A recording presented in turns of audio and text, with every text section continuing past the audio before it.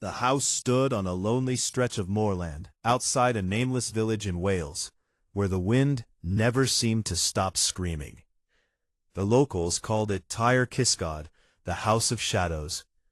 It had been built in 1893 by a coal baron, who vanished before he could spend a single night inside it.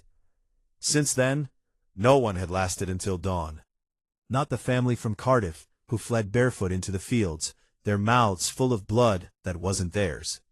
Not the students from Swansea, who went in laughing and came out silent, except one. He survived 3 hours before clawing his own eyes out, whispering about the choir in the walls.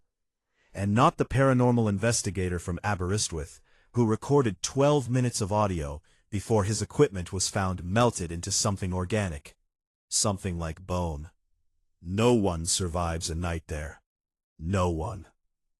You approach at dusk. For your podcast, you'll describe the path first.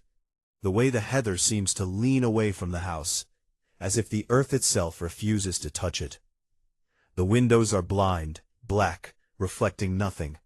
The front door is swollen and warped, but it opens too easily.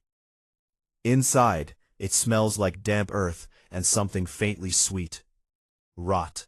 The walls are covered in peeling wallpaper, patterned with tiny red flowers. If you look too long, you'll notice the flowers aren't printed.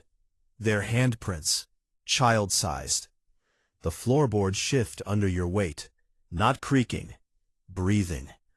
You set up your microphone in what used to be the sitting room. You introduce the episode. The house listens. It always listens. Because Tyre Kisgod does not sleep. It waits. At 11:13 p.m., you hear the first sound. A child humming. Soft, off-key. The melody is almost familiar. A Welsh lullaby, twisted into something minor and broken. The humming moves from the hallway to directly behind you. But when you turn around, the room is empty. Except it isn't. The wallpaper has changed. The red handprints are fresh, wet. One slides down the wall. Midnight arrives without a clock striking. The temperature drops so quickly, your breath fogs the air. The microphone begins to crackle. Through your headphones, beneath your own breathing, you hear something else layered into the recording. Voices, dozens of them, whispering your name. Not from the room, from inside the walls. You place your ear against the plaster. You shouldn't, because the wall is warm, and something presses back. At 12:37 a.m., the staircase begins to creak. Slow, measured, like someone descending. You describe it calmly for the podcast, but your voice trembles. The steps stop halfway down. You shine your light upward. There's no one there. Until the beam flickers, and you see them.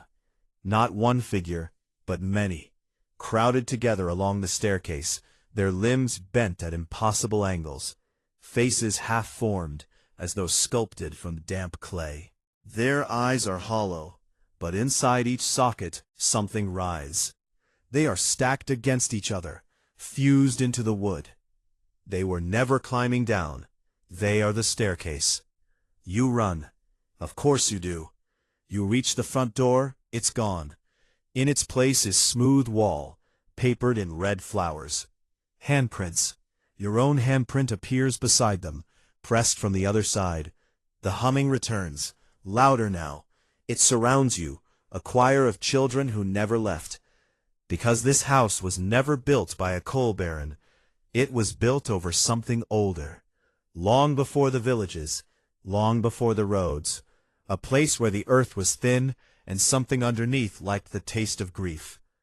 The missing children of the valley, the lost travelers, the skeptics, the podcasters. Tyre Kisgod does not kill you, it keeps you. Into the walls while you are still breathing. You feel the plaster soften behind you. Hands, too many to count, grip your wrists, your ankles, your throat. You try to scream, but your mouth fills with soil.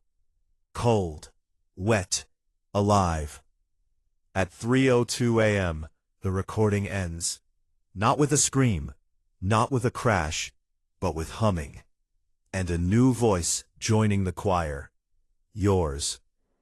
By sunrise, the house stands quiet again, on the Welsh moor, waiting for the next curious soul. Waiting for someone else who thinks they will survive the night. No one ever does. And if you listen carefully, very carefully, when the wind blows across the hills of Wales, you can almost hear it. Humming.